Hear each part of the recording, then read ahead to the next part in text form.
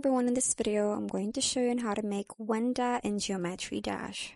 So let's start with the first step, which is to open the Decoration Objects menu and find character building pieces like circles, shapes, and custom objects. So in this one you will need circles for the head, rectangles for the body, and various ball pieces. Next up is use circles and shapes to construct the basic body structure.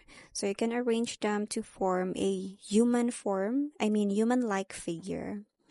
Next up is add eyes using small circles, objects, and create expression details. So Wenda needs her signature glasses. So you can use black circles for pupils and then larger circles for glasses frames. Next up is color the body with Wenda's signature red and white striped pattern using the color customization panel. So next step, which is the last one, which is to complete your Wenda. So your Wenda character is complete, so you can add her to your level as a hidden Easter egg for players to find.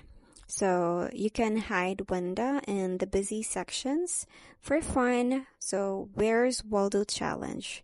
So that's pretty much it. I hope you find this video helpful. Thank you for watching, and I'll see you in my next one.